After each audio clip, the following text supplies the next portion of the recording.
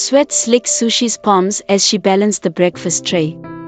Today was the day Prince Kofi chose his wife, and Sushi, a new servant girl, was tasked with delivering his breakfast. Her heart hammered a frantic rhythm against her ribs. Every step closer to the prince's chambers echoed like a thunderclap. The air inside was crisp and regal. Prince Kofi, tall and handsome, sat reading. Sushi stammered a greeting, her voice barely a whisper. As she set down the tray, a tremor ran through her hand, sending a glass of ruby-red juice crashing to the floor. Shame flooded her cheeks. A stern voice cut through the silence. It was the queen, her icy glare sharper than the shattered glass.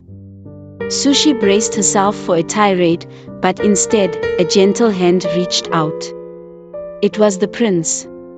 "Are you that afraid of me?" he asked, his voice surprisingly warm. "Calm down, sit for a moment."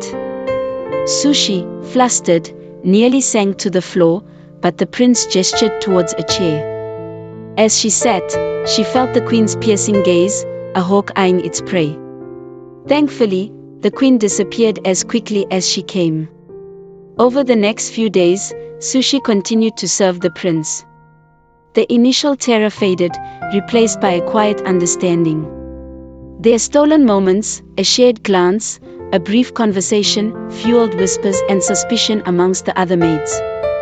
Yet, Sushi couldn't deny the fluttering in her chest whenever they interacted. One evening, the prince, lost in thought about Sushi's kindness and captivating beauty, made a decision. Tradition dictated he marry a noblewoman, but his heart yearned for something more genuine. He summoned Sushi, his heart pounding with a mix of hope and trepidation. Sushi entered, expecting another order. Instead, the prince offered her a book. "Read to me," he said, "until I fall asleep." Sushi's voice, soft and melodic, filled the room as the prince drifted off.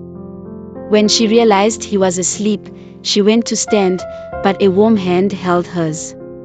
The prince's eyes fluttered open, and they found themselves lost in each other's gaze. A loud voice shattered the moment. "Your Highness, the prince is asleep." It was the queen, her face contorted with rage.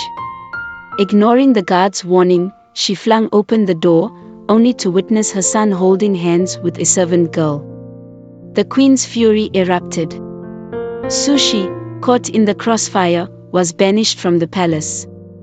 The day of the wife selection ceremony arrived. Beautiful girls from noble families paraded before the prince, but none sparked his interest. Dejected, he was about to give up when a new face joined the line.